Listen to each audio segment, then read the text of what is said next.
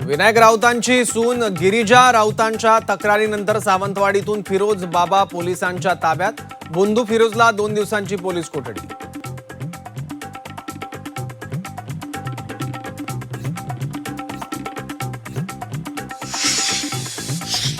विनायक राऊतांवरील दाखल झालेला गुन्हा संशयास्पद. ठाण्यात अशा प्रकारे गुन्हे दाखल होऊ शकतात. खासदार संजय राऊतांकडून संशय व्यक्त.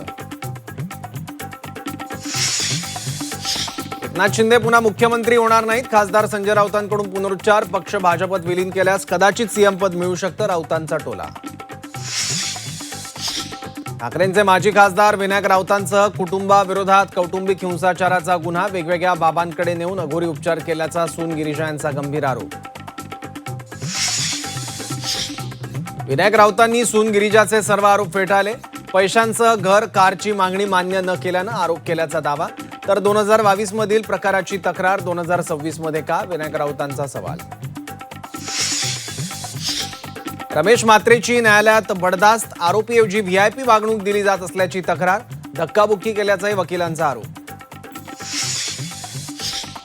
मोशी दुर्घटनेतील मृतांचा आकडा 9 वर. कचऱ्याच्या ढिगाऱ्याखाली अडकलेले 8 जणांचे मृतदेह चौथ्या दिवशी हाती. तब्बल 83 तासानंतर बचाव कार्य पूर्ण. शिंदे ठाकरेंचे नेते लग्न सोहळ्यात एकत्र. मालेगावात राजकीय चर्चांना उधाण.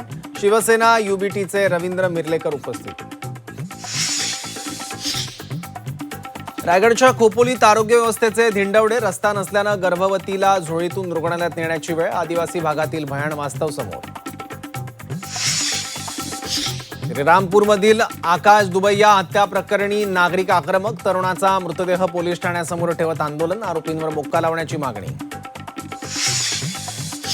उत्तराखंडमध्ये मुसळधार पावसाचं थैमान. अनेक ठिकाणी भूस्खलन. रस्ते खचले. ऋषिकेश केदारनाथसह 120 रस्ते बंद.